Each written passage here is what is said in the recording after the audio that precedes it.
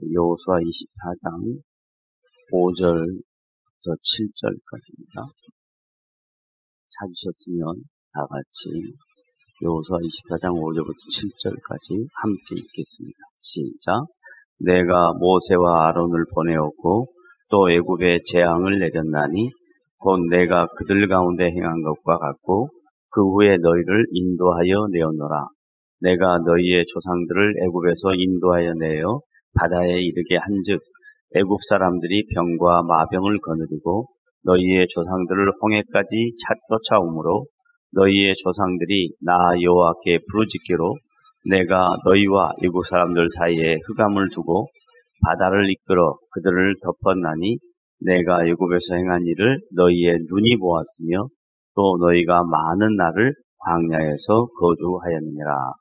아멘. 네, 여호수아 24장 내용들을 좀 자세하게 함께 생각하는 이유는 모세 오경의 마지막 완결판일 수 있고 또 하나님이 약속하신 약속의 내용들이 얼마나 신실하게 성취되었는가를 되돌아보는 내용이기도 합니다. 뿐만 아니라 하나님의 절대 주권, 하나님 자신이 행하시는 구원 역사, 이것들을 구체적으로 배우려고 또 깨달아가기 위해서 여호수아 24장 내용을 좀 자세하게 설명하고 있습니다. 오늘 읽은 5절부터 7절까지 보면 내가 라는 표현이 나옵니다. 그건 하나님이 친히 당신의 일을 이루신다라는 표현이고요. 방금 전에 얘기한 것처럼 하나님의 절대 주권을 가리키는 내용이기도 합니다.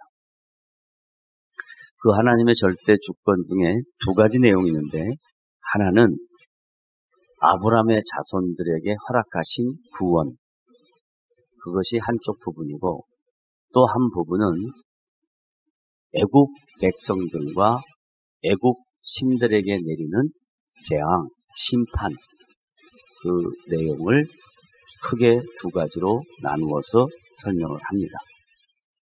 그리고 그 내용의 의미가 무엇인가를 구체적으로 설명한 후에 7절에 가서는 하나님이 행하신 일을 너희가 눈으로 보았다 라고 얘기합니다. 눈으로 보았다.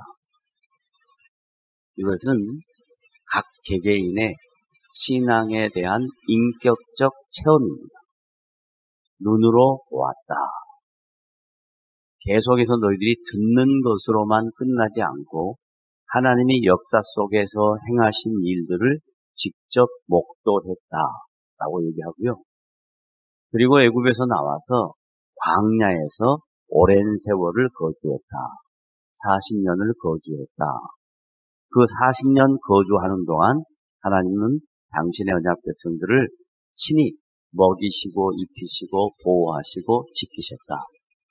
그래서 그들이 발이 부러뜨지 아니하였다. 옷이 헤어지지 않았다. 여러분 한번 생각을 해보세요. 40년 동안 광야 생활을 똑같은 길을 반복을 하는데 그들에게 무슨 신발을 만들 수 있는 재료가 있습니까? 아니면 뭐 도구들이 있습니까? 40년 광야 생활을 할 때 그들의 발이 부르트지 않았다. 입었던 옷, 광야의 온도 차이는요. 낮에는 구름 기름이다 라는 표현이 무슨 뜻이냐면 광야의 낮의 온도는 40도, 우리가 말하는 영상 40도가 넘습니다. 그런 뜨거운 태양빛 아래 걸어야 한단 말이죠. 그러니까 구름 기둥으로 보호하시고 밤에는 뭐죠? 왜 불기둥일까? 어두우니까 불일 수도 있지만 밤에는 그렇게 안 했고 밤에는 대부분 추위가 추울 때는 영하까지 내려간다. 그래서 그 기온 차이가 약 50도 정도 많이 나면 이렇게 차이가 납니다. 지금 우리가 겨울에 감기 많이 걸리죠? 많은 분들이 감기 걸렸어요. 감기가 옵혀적으로 한절기에 많이 걸리잖아요. 특별히 이제 겨울에 많이 걸리는데 그건 다른 것 때문에 감기 걸리지 않아요. 온도 차이 때문에 그래요. 이 몸이 그 온도 차이에 잘 적응을 못하는 거예요. 그런데 40도를 차이가 나는 이 기온 차이에 그들이 감기를 걸리지 아니하니까 의복이 해하지 아니하니까 발이 부르트지 않았다. 그걸 직접 자기들이 몸소 체험을 했어요. 그런 내용을 지금 말씀에 이렇게 기록하고 있습니다. 기록한 이유는 뭐냐면요. 인간들은 너무나 자기중심적으로 모든 것을 생각하고 판단하기 때문에 하나님이 행하신 일을 자꾸 잊어버립니다. 자꾸 잊어버립니다. 그래서 잊어버리지 말아라고 반복해서 기록한 거예요. 그럼 잊어버리지 말아야 될 내용이 뭐냐? 하나는 언약 백성들을 향한 하나님의 구원 역사. 또 하나는 애굽 백성, 세상을 향하여 나아가는 그들이 만들어낸 신을, 인간이 만들어낸 신을 의지하고 나가는 자들에 대한 하나님의 심판과 재앙. 이걸 너희들이 직접 봐라. 그 내용을 이제 출애굽기 3장하고 출애굽기 4장에 가면 하나님의 언약 백성들의 약속한 가나안 땅에 들어가기 위해 지도자 모세와 아론을 세웁니다. 그러면 그 지도자들은 누차 얘기했지만 하나님의 구원 역사를 이루는 도구에 불과해요. 그러면 하나님이 모세를 왜 불렀는가 하는 거예요. 아론을 왜 불렀는가. 자, 출애굽기 3장 1절부터 봅시다. 지금 모세가 뭐 하고 있는가 보세요. 출애굽기 3장 1절 시작. 모세가 그의 장인 미디안 제사장 이드로의 양떼를 치더니 그 떼를 광야 서쪽으로 인도하여 하나님의 산 호렙에 이르매. 지금 모세는 뭐 하고 있죠? 양을 치고 있죠. 근데 이 양을 치고 있다라는 뜻은 뭐냐면 일상생활을 하고 있다라는 거예요. 지금 광야에서 40년 동안 일상생활을 반복적으로 하고 있어요. 그리고 광야에서 만든 미디안 장인 누구요? 이드로의 딸과 십보라와 만나서 결혼을 했어요. 그냥 일반적인 생활을 하고 있는 겁니다. 그때 2절 시작. 여호와의 사자가 떨기나무 가운데로부터 나오는 불꽃 안에서 그에게 나타나십니다. 누가 나타났다고요? 여호와의 사자. 다른 말로 말하면 하나님이 친히 나타나신 거예요. 누구에게 나타나셨어요? 모세에게 나타났어요. 근데 어디에 나타났다고 그래요? 떨기나무 가운데로. 뭐가 있다고요? 불꽃이 있어. 그럼 불꽃은 인화물질입니까? 아닙니까? 인화물질이죠. 근데 분명히 불꽃이 있는데 불꽃이 타지를 않아요. 그리고 그 가운데 하나님이 나타나십니다. 그가 보니 떨기나무에 불이 붙었으나 그 떨기나무가 사라지지 아니한지라. 그걸 다른 말로 말하면 타지 않았다. 3절 시작. 이에 모세가 이르되 내가 돌이켜 가서 이 큰 광경을 보리라. 떨기나무가 어찌하여 타지 아니한고 하니 그때에 여호와께서 그가 보려고 돌이켜 오는 것을 보신지라. 하나님이 떨기나무 가운데서 그를 뭐하되 불러. 자, 인격적인 만남이죠. 인격적인 만남. 뭐 이상한 신비한 환상이나 무슨 몽롱한 이상한 체험이나 경험 이런 게 아니라 하나님이 직접 불렀어요. 불러 이르시되 모세야 모세야 하심에 그가 이르되 내가 여기 있나이다. 그래서 이제 인격적 만남을 가졌죠. 서로 5절 시작. 하나님이 이르시되 이리로 가까이 오지 말라. 왜 가까이 오지 말라? 이제 왜 가까이 오지 말라 왜냐면 하나님은 영이시고 인격적으로 만나지만 하나님 영이신 분과 인간과의 본질적인 차이가 있죠. 그래서 모세에게 뭐라고 이야기하냐면 내가 선 곳은 거룩한 땅이니 내 발에서 신을 벗으라. 어떤 신을 벗어야 될까요? 나이키를 벗어야 될까요? 여기서 신을 벗으라 하는 것은 별로 중요한 이야기가 아닌데 우리는 여기에 굉장히 초점을 맞춥니다. 그러나 의미는 있으니까 설명하죠. 내 신을 벗어라 이 말은 지금까지 너가 살아왔던 방법이 아닌 내가 너를 통해서 이루실 방법으로 너의 인생 속에 개입할 것이다. 그러니 너가 선 곳은 어떤 곳이다? 거룩한 곳이다. 하나님의 통치가 나타나는 곳이다. 이런 뜻이에요. 그래서 이제 하나님의 통치가 모세를 통해서 나타날 것입니다. 그게 구체적으로 출애굽기 3장 이후부터 기록된 내용이고요. 그 다음 6절 시작. 또 이르시되 나는 내 조상의 하나님이 아브라함의 하나님, 이삭의 하나님, 야곱의 하나님이라. 자, 왜 이렇게 아브라함의 하나님, 이삭의 하나님, 야곱의 하나님이 그랬을까요?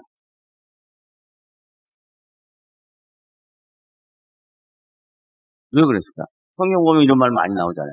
내 조상의 하나님, 아브라함의 하나님, 이삭의 하나님, 야곱의 하나님. 왜 그랬을까요? 오케이. 하나님이 누구에게 약속했죠? 아브라함에게 약속하고 또 누구에게 약속했어요? 이삭에게 약속하고 그 다음에 또 누구? 야곱에게 약속했어요. 그래서 이 약속이 어떻게 됐다? 성취되었다. 그래서 하나님의 약속을 성취하시는 분, 이걸 뭐라고 말하면 신실하신 하나님, 이렇게. 하나님은 약속을 지키신다. 자신이 하신 약속을 지키신다. 그 다음 모세가 하나님 배우기를 두려워하여 얼굴을 가리며. 예수님 오시기 전까지는 어떤 사람도 하나님을 대면할 수가 없어요.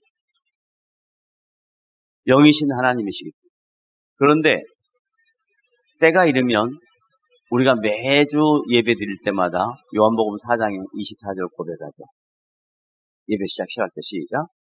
하나님은 영이시니 예배하는 자가 신령과 진정으로 예배한다. 그 말이 뭔 말이냐면 예수 그리스도가 오시면 이제 우리가 구약 백성들처럼 하나님을 두려운 존재로 만나지 아니하고 그리스도 안에서 하나님과 연합된 존재로 만납니다. 그리스도 안에서 하나님과 성령의 인도하심에 따라 인격적으로 매 예배와 매 순간순간마다 우리는 하나님을 만나는 거예요. 그러니까 하나님을 구약처럼 두려워하는 마음으로 못 만나는 것이 아니라 중재자이신 예수 그리스도를 통해서 이제 신약의 모든 성도들은 성령의 인도하심에 따라 예수 그리스도를 통하여 인격적으로 주님과 교제할 수 있다 하는 얘기입니다. 자, 그 다음 7절 시작. 여호와께서 이르시되 내가 애굽의 내 백성의 고통을 분명히 보고. 누가 봤어요? 하나님이 보신 거예요. 이게 더 중요한 거예요. 근데 자꾸 이 말은 잊어버리고 그 다음 말만 생각해요. 그 다음 뭐예요? 그들이 그들의 감독자로 말미암아 부르짖음을 듣고 그 근심을 알고. 누가 듣고 누가 알았어요? 하나님이 듣고 하나님이 알았죠. 이게 더 중요한 거예요. 하나님이 보고 하나님이 행하시는 거예요. 근데 어떻게 이해하냐면 이스라엘 백성들이 막 힘들어가지고 하나님을 찾으니까 하나님이 와서 그 통곡과 고통에 반응하는 것처럼 이해하는데 그게 아니라 하나님이 직접 보십니다.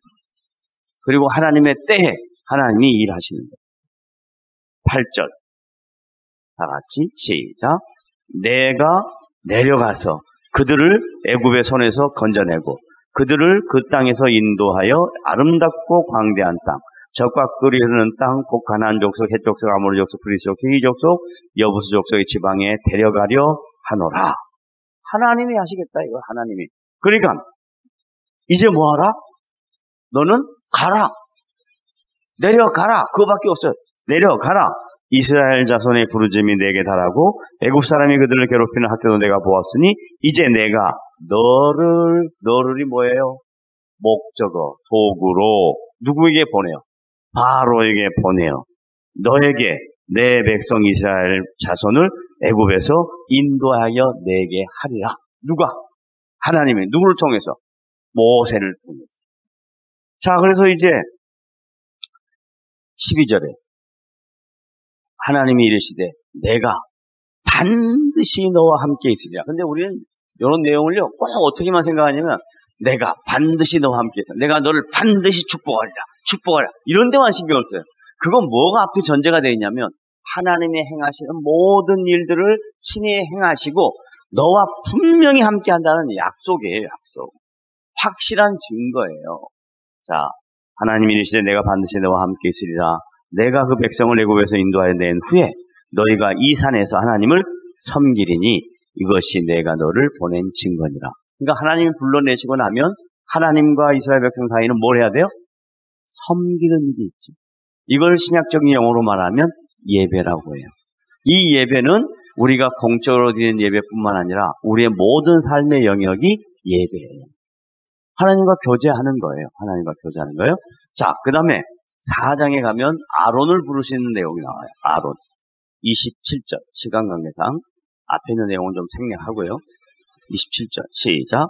여호와께서 아론에게 이르시되, 또 하나님이 아론에게 찾아갔어요. 이르시되 뭐라 그래요? 광야에 가서 모세를 맞으라 하신대. 지금 아론은 다른 일을 하고 있는데 어디로 가라? 광야로 가라. 가서 누구를 만나라? 모세를 만나라. 그가 가서 하나님의 산에서 모세를 만나 그에게 입맞추니, 이건 다 앞에 설명 다 해요. 지금 시간이 없어서 제가 설명을 여기서 시작합니다. 28절 시작. 모세가 여호와께서 자기에게 분부하여 보내신 모든 말씀과 여호와께서 자기에게 명령하신 모든 이적을 아론에게 다 알려줘요. 그러니까 29절 모세와 아론이 가서 이스라엘 자손의 모든 장로를 모으고 아론이 여호와께서 모세에게 이르신 모든 말씀을 전하고 그 백성 앞에서 이적을 행하니 백성이 믿음에 여호와께서 이스라엘 자손을 찾으시고 그들의 고난을 살피셨음을 듣고 머리 숙여 경배하였더라. 그래서 이제 아론과 모세가 하나님의 구원 역사의 대리자로, 도구로 쓰임을 받는 내용을 여호수아 24장에서 지금 설명을 해요. 그 다음에 두 번째 설명은 뭐냐면 애굽 백성들 향한 하나님의 재앙과 징계예요. 그런데 하나님의 재앙과 징계를 뭘로 하시냐면 10가지 재앙으로 하시면서 마지막 재앙을 클라이맥스로 이렇게 보여주시고 그 클라이막스의 마지막 재앙과 함께 하나님이 행하신 가장 큰 이적을 설명을 해요. 내가 애국 군대를 어떻게 하는가 봐라. 이게 출애굽기 14장이에요. 15절부터 합시다. 시작. 여호와께서 모세에게 이르시되 너는 어찌하여 내게 부르짖느냐. 자, 하나님 지금 모세를 책망하고 있습니까? 칭찬하고 있습니까? 책망하고 있는 거죠. 왜 책망할까요? 봐봐요. 잘 보세요. 앞에 있는 것과 뒤에 있는 말이 얼마나 이렇게 차이가 나는지 보세요. 13절 시작. 모세가 백성이 이르되 너희는 두려워하지 말고 가만히 있어서 여호와께서 오늘 너희를 위하여 행하시는 구원을 보라. 너희가 오늘 본 애굽 사람을 영원히 다시 보지 못하리라. 이렇게 이야기했어요. 그럼 이거 칭찬받는 일이에요? 아니면 혼나는 내용이에요? 칭찬받는 내용이잖아요. 잘 봐봐요. 모세가 백성이 이르되 너희는 두려워하지 말고 가만히 있어서 여호와께서 오늘 너희를 위하여 행하시는 구원을 보라. 너희가 오늘 본 애굽 사람을 영원히 다시 보지 못하리라. 얼마나 훌륭한 이스라엘 백성을 향한 메시지예요. 그 다음에 좀 더 나가요. 14절 시작. 여호와께서 너희를 위하여 싸우시느니 너희는 가만히 있을지어다. 기가 막힌 표현을 했잖아요. 그러면 그 다음에 뭐라고 해야 되냐면 그래서 결과가 승리했다 이래야 되는데 15절에 여호와께서 모세에게 이르시되 너는 어찌하여 내게 부르짖냐. 전혀 다른 이야기를 하잖아요. 이 말은 뭔 말일까요? 이 말 사이에 뭐가 있어요? 어떤 간격이 있어요? 시간적 간격이 있는 거예요. 자, 백성들 앞에 섰어요. 서서 야, 여호와께서 너희를 위해 싸워본다. 너희는 애국 사람 보지 못한다. 분명히 하나님이 너희와 함께한다. 그래서 너희는 가만히 서서 여호와께서 행하시는 구원을 보라. 이렇게 설교했어요. 지금 제가 이렇게 하듯이 설교했어요. 그리고 설교만 계속 하고 있나요? 끝나고 돌아갔죠? 끝나고 돌아가서 보니까 뭐가 보여요? 바다가 보이고 현실이 보이죠? 그러니까 어떤 마음이 생긴 거예요? 두려움이 생기죠. 그러니까 두려움이 생기면 뭐해요? 기도 부르짖겠죠. 그러니까 알아. 야, 너 분명히 앞에서 이렇게 한다고 이야기해놓고 끝나고 가만히 보니까 애국 군인대가 보이고 뒤에서 마병이 보이고 오니까 너가 놀래가지고 두 손 들고 여호와여 어떻게 합니까? 살려주십시오. 그렇게 하니까 하나님이 뭐 하신 거지? 열받으신 거야. 하나님 열받으신 거야. 너 왜 나를 내게 부르짖느냐? 부르짖지 말고 그 다음 봐요. 뭐라고 하죠? 이스라엘 자손에게 명령하여 뭐하라? 앞으로 나아가게. 방금 전에 우리가 3장에서 봤죠. 4장에서 봤죠. 그들에게 뭐 한다고요? 나가라. 나가기만 하면 된다. 이게 이제 여러분이 신앙생활하는 삶의 현장에서 매번 부딪히는 갈등입니다. 매번 부딪히는 갈등입니다. 이게 어렵죠. 그러니까 어려우니까 하는 얘기예요. 이게 어렵죠. 매번 부딪히는 갈등입니다. 앞으로 나가라. 그 다음에 뭐라 그래요? 16절 뭐죠? 지팡이를 들고. 그럼 지팡이가 뭐예요? 신비한 지팡이에요? 그냥 막대기예요. 아무 능력 없는 막대기예요. 근데 이 지팡이가 뭐냐? 뭘 의미하냐? 아무 능력 없는 막대기지만 하나님의 말씀에 뭐하여? 순종하고 의지하여. 지팡이를 들고 그 다음에 손을 바다 위로 내밀어. 행위죠, 행위. 그래서 신앙에는 뭐가 꼭 따른다고요? 자기의 자발적 의지의 행동 양식이 꼭 따르는 거예요. 자발적 의지의 행동 양식 없이 절대 안 이루어져요. 왜 그러냐? 우리는 인격적 하나님을 믿기 때문에. 하나님을 우리를 기계적으로 사용하지 않아요. 로봇처럼 조종하지 않아요. 리모트 컨트롤처럼 조종하지 않아요. 하나님은 우리의 인격을 존중해요. 너가 어떻게 하는가 보자. 그건 신앙의 수준입니다. 각자 각 개인의 신앙의 수준입니다. 참 아이러니한 것은요. 이런 행위적, 자발적 의지의 행동 양태는 인간의 지혜와 인간의 지식의 경험에 근거해서 이루어지지 않아요. 이게 정말 아이러니입니다. 똑똑하고 공부 잘하고 판단력 좋고 훌륭한 사람이 잘할 것 같은데 못해. 왜 못할까요? 왜 못할까요? 계산이 많아요. 생각이 많아요. 생각이 많으면 망하는 거예요. 그런데요, 참 인간들이 생각할 때 별것 아닌 것 같고 별품 없고 뭐 아닌 것 같은데 말씀에 의지하고 순종하고 나가요. 그럼 하나님이 행하세요. 그래서 사람들로 하여금 뭘 보게 하냐면 저 사람이 한 것이 아니라 저 사람을 통해서 일하시는 하나님이 하신 것을 보게 하세요. 그게 신앙의 아이러니입니다. 기가 막힌 거예요. 기가 막힌. 자, 그 다음 이스라엘 자손이 바다 가운데서 마른 땅으로 행하리라. 바다 가운데서 마른 땅으로 행하리라. 바다 가운데서 마른 땅으로 걸어가리라. 그 다음 17절 시작. 내가 애굽 사람들의 마음을 완악하게 할 것입니다. 자, 하나님은 뭐까지 하시냐면요. 사람들의 마음을 뭣도 하신다? 완악하게 만든다. 자기들만 의지하게 하는 거예요. 자기들이 생각으로 이건 말도 안 돼 하고 인간의 방법으로 가게 하시는 거예요. 인간은요, 끝까지 망할 때까지 가는 게 인간이에요. 다 망하고 난 다음에 알아요. 그래도 모르는 사람도 많아요. 망하고 난 다음에 또 되겠지 하고 또 하고 또 망하고 또 되겠지 하고 또 하고 또 망하고 죽을 때까지 철이 안 든 사람도 있어요. 그러나 대부분 이거 하다가 안 되면 아니다라는 생각을 하는 것이 정상이죠. 근데 가면 갈수록 마지막 때가 되면 될수록 인간은 끝까지 잘하게 해보는 데까지 해보려고 하는 거예요. 이게 인간에게 있는 처참한 죄의 결과입니다. 자, 그래서 내가 애굽 사람들의 마음을 완하게 할 것인지 그들이 그 뒤를 따라 들어갈 것이라. 내가 바로와 그의 모든 군대와 그의 병과 마병으로 말미암아 뭐한다?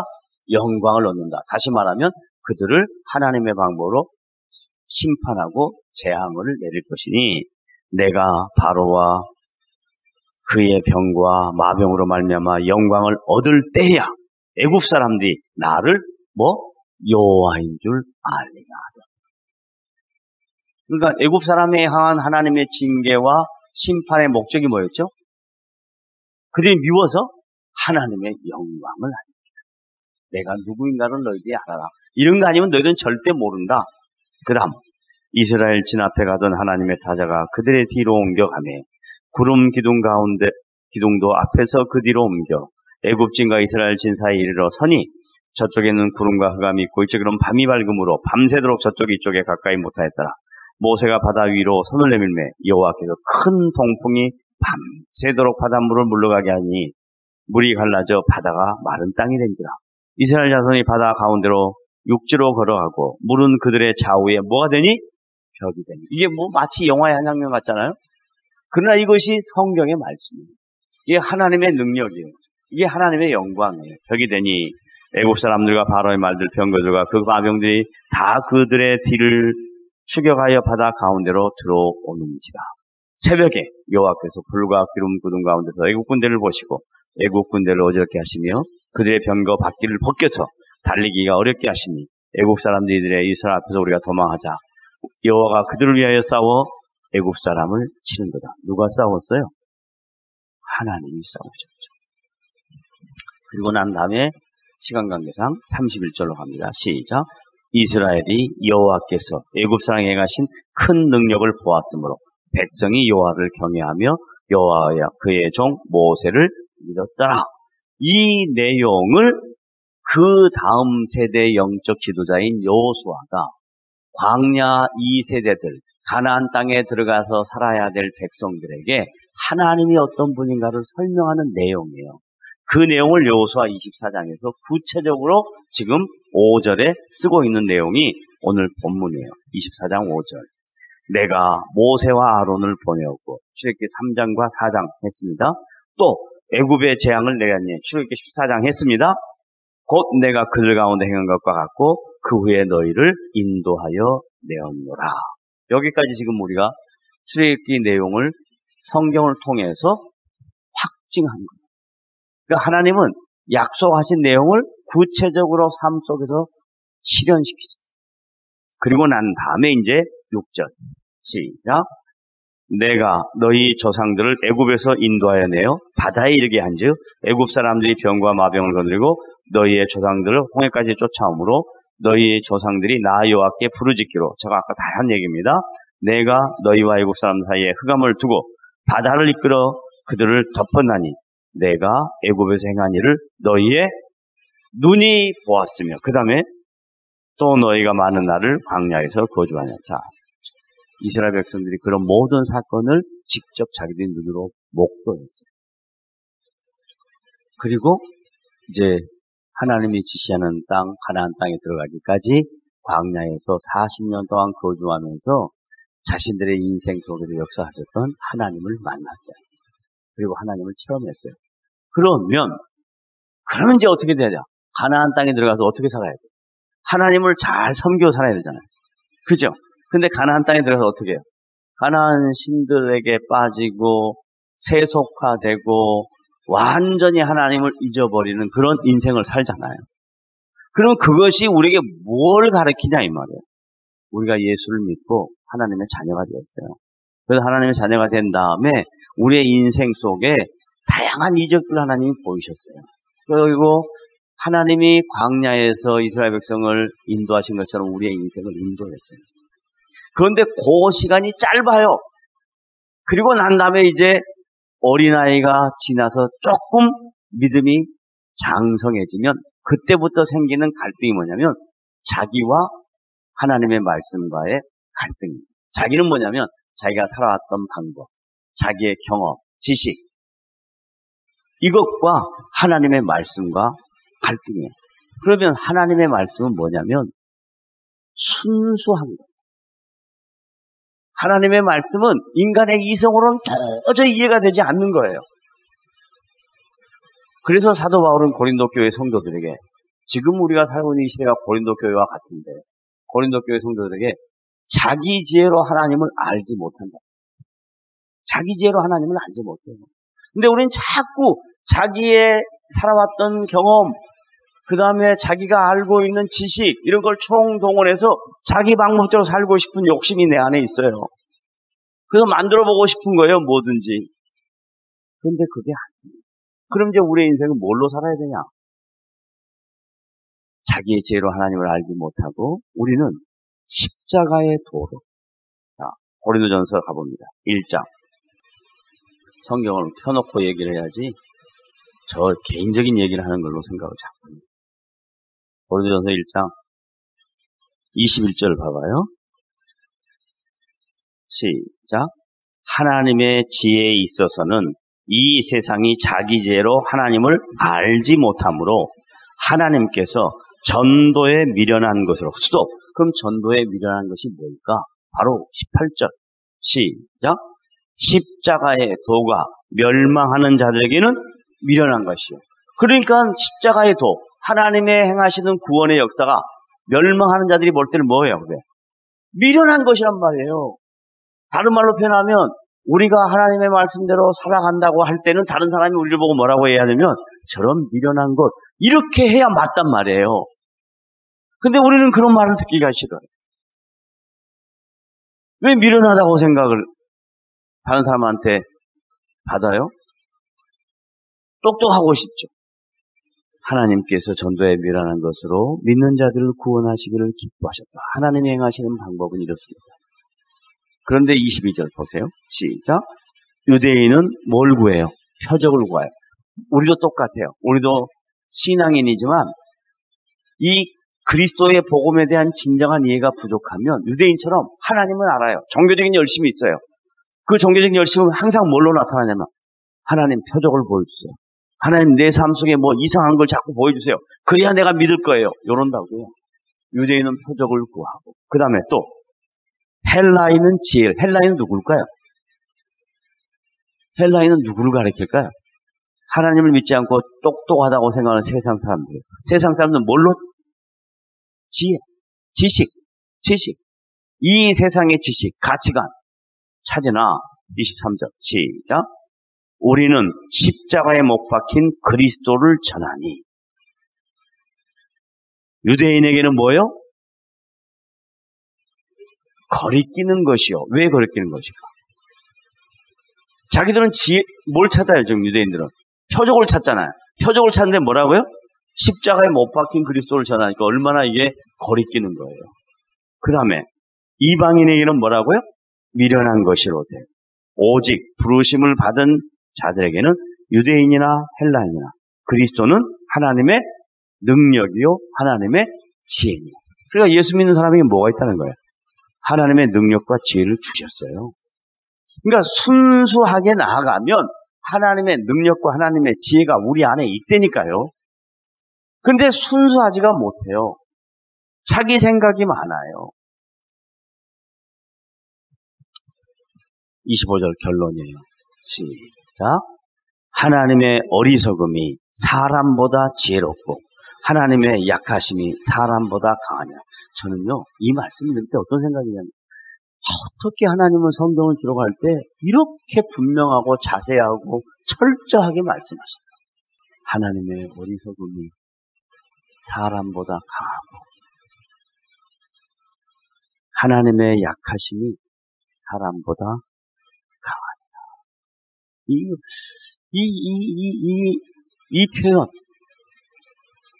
그러니까 우리가 순수하게 하나님을 의지하고 순종하면 하나님이 친히 우리의 삶의 주인이 되셔서 우리보다 지혜롭고 우리보다 강하시니 우리의 피로를 채우시고 우리의 인생에 가야 할 길을 인도하시는 살아계신 하나님이라는 것을 믿을 때에 우리의 신앙이 관념적인 것이 아니라 삶 속에서 실제적으로 확인되는 놀라운 역사가 여러분의 인생 가운데 있을 것이다 라고 성경은 약속을 합니다.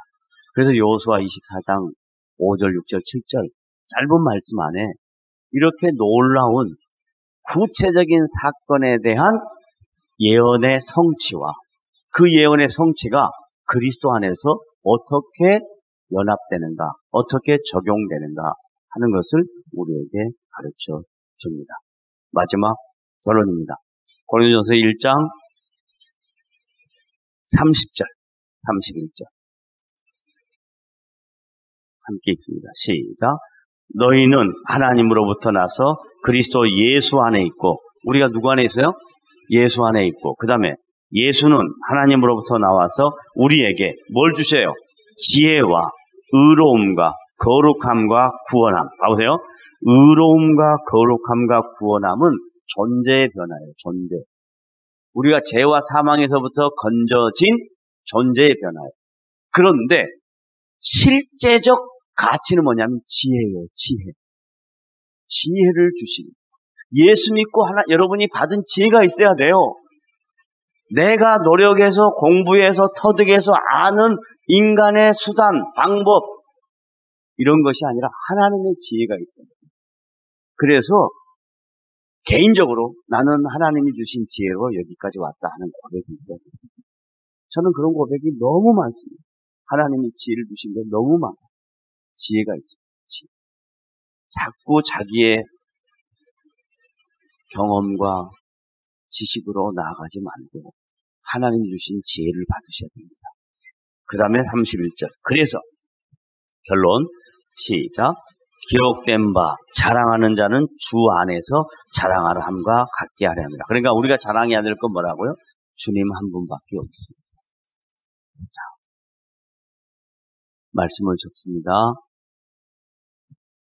여호수아 24장 5절부터 7절 말씀 속에 하나님이 행하신 구원 역사와 또 애굽에게 행하는 하나님의 심판과 재앙에 대하여 그리고 이스라엘 백성들을 광야에서 성실하게 인도하신 그 하나님이 그리스도 예수 안에서 우리에게 지혜와 의로움과 거룩함과 구속함이 되게 하셨고 우리의 인생에 지혜를 주시고 그리고 우리를 통해서 하나님의 영광을 드러내시는 복된 인생으로 우리를 여기까지 인도하셨다라고 말씀하셨으니 그 하나님 앞에 감사와 찬양과 영광을 돌리는 복된 성도 여러분 되시기를 주님의 이름으로 부탁을 드립니다.